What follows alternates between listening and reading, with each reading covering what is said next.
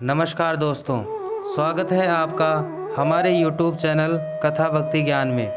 हम आपके लिए आज एक कथा लेकर आए हैं जिसमें हम बताएंगे कि किन परिस्थिति में गोस्वामी तुलसीदास जी ने हनुमान चालीसा की रचना की थी। एक बार की बात है, गोस्वामी तुलसीदास जी एक वृक्ष के नीचे बैठकर राम नाम का सुमिरन कर रहे थे। तभी वहाँ से कुछ लोग रोते हुए गुजर रहे थे। तब तुलसीदास जी ने उनसे रोने का कारण पूछा। उनमें से एक स्त्री ने बोला, बाबा, मेरे पति की आज मृत्यु हो गई, यही समाचार सुनकर हम रो रहे हैं। उन लोगों को दुखी देखकर तुलसीदास जी ने बोला कि अपने पति के पास जाकर राम नाम का सुमिरन करो। मुझे मेरे प्रभु पर विश्वास है कि वह तुम्हारे साथ अवश्य न्याय करेंगे। कुछ लोगों ने यह बात मानने से इनकार कर दिया और बोलने लगे, ऐसा करने से क्या इनका पति जीवित हो जाएगा? तुलसीदास जी एक सिद्ध साधु थे। उन्होंने कहा, कलयुग केवल नाम आधारा, सुमिरी सुमिरी नर उतर ही पारा। जाओ, तुम जैसा चाहते हो वैसा ही होगा।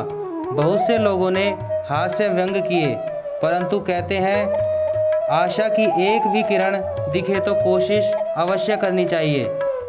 उस मृत व्यक्ति की पत्नी को विश्वास था कि बाबा ने कहा है तो मैं ऐसा जरूर करूंगी।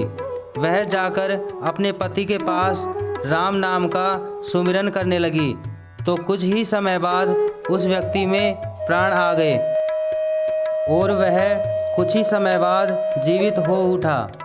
यह बात चर्चा में आ गई और राजा अकबर तक पहुंची। राजा अकबर ने तुलसीदास जी को दरबार में बुलवाया और कहा, बाबा, सुना है तू जादूगर है, तरह तरह के जादू करता है, मुझे भी कोई जादू दिखाकर प्रसन्न कर।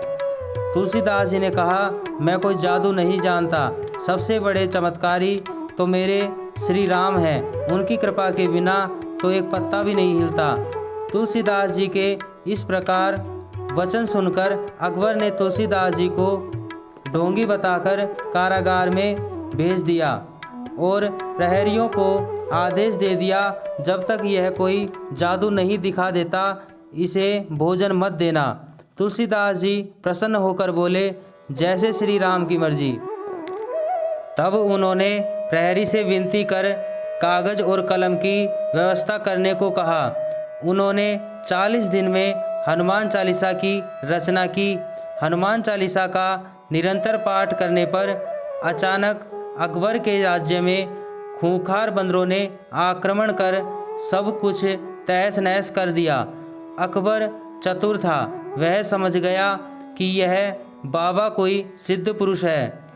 उसको कारागार में डालने की वजह से ही राज्य का इतना नुकसान हुआ है। अकबर ने तुलसीदास जी को पेश करने का आदेश दिया और उनसे क्षमा मांगी। उन्हें सहसम्मान विदा किया।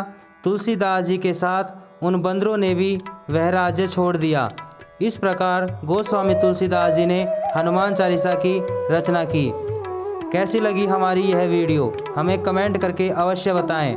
वीडियो को लाइक करें और चैनल को सब्सक्राइब करें। जय श्री राम, जय हनुमान।